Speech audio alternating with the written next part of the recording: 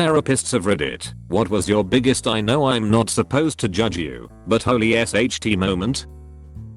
Okay, real therapist here. I got one. Some of my clients are shockingly bad at giving themselves credit. Holy shit. Like they might get a nearly straight A GPA in a brutal major while battling depression, or overcome years of phobia and get behind the wheel again, or write a literal novel, or raise a kid as a single parent with low income, or build new relationships after being burned, or cope with OCD well enough to hold down a job. And they'll talk about themselves as if everyone on earth is better than them, as if their accomplishments are worthless. And I know it's because of depression or anxiety or another condition, but I'm often stunned by how differently I see them compared to how they see themselves. This needs more attention. I came here for juicy stories and ended up with an empathy punch to the gut. Our Wednesday on Reddit.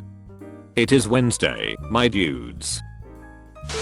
During my training I was asked how would you feel if a client were to come to you and admitted they were a pedophile that was on the edge of committing seriously horrific acts? Could you see that person as another human being that needed help, or were your personal feelings about the abhorrent behavior too strong? This factor leads some people to not continue my course on to the next level, but it really illustrates the level of non-judgment needed in this field. We all have our own personal feelings, of course, but these get talked about in supervision.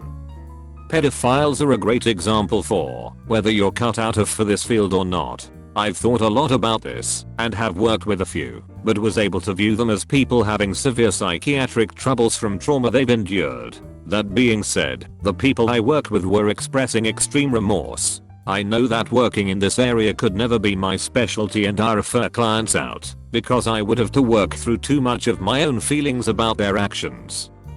As the child of a convicted pedophile who died in prison, I can attest to the fact that most people get off on how much they hate pedophiles and don't bother thinking any deeper or engaging any more than that.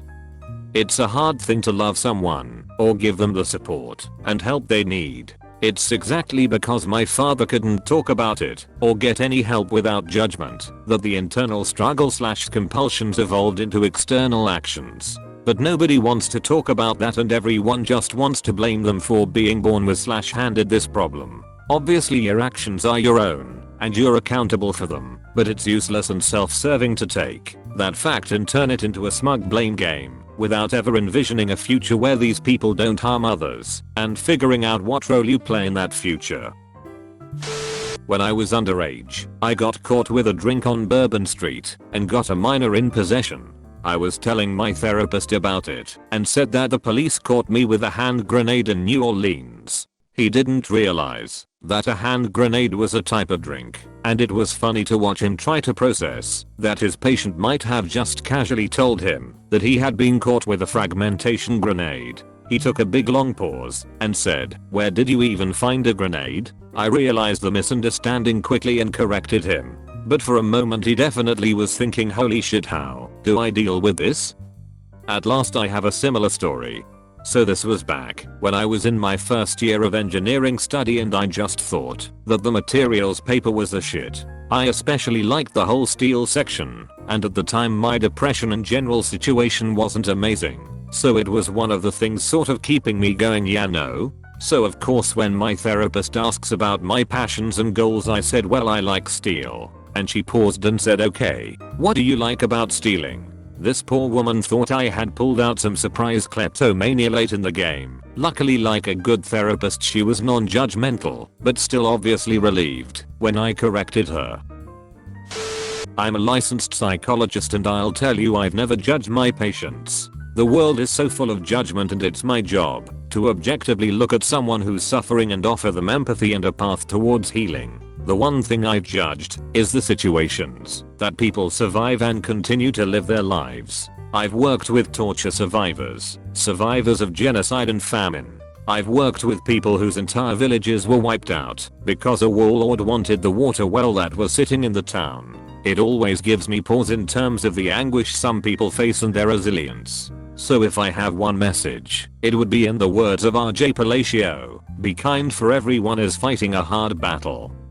As someone that's just about to start therapy, this is very reassuring to hear.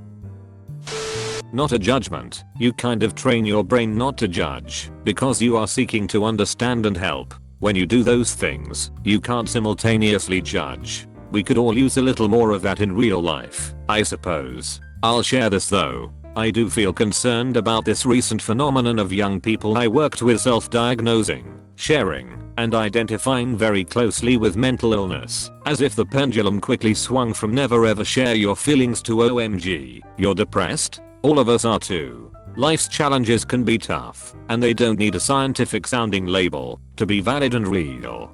You are not your diagnosis. We can find validation and support in healthier ways. I agree. I love that people are more open to getting help, but there's also a big problem with labeling normal ups and downs of life as anxiety and depression among some college students I work with. My main concern with that is how quickly people can seek medication to numb the ups and downs instead of working through them, and the bigger concern, how quickly medication is given. I've also had a ton of young people coming to me self-diagnosing as having borderline personality disorder, which is incredibly complex and a lot of therapists wouldn't feel comfortable diagnosing it in a young person to begin with. Edited to add after a great comment from someone. A lot of people do have clinical depression / anxiety / etc, and it's incredibly validating to hear that it's not just who you are as a person. It can also give hope that the symptoms can get better. Second edit based on comments. If you're wondering if you should go to a therapist, go. Even if it is just ups and downs. We all need help sometimes. And it might be something more serious. They're the ones that can help you figure that out. Clinical psychologist working primarily in forensics here. This means my clients are usually involved in legal proceedings, family court, juvenile court, criminal court, etc. My job is usually to evaluate or provide treatment. I'm not there to judge. That's the judge's job, but of course I have my thoughts.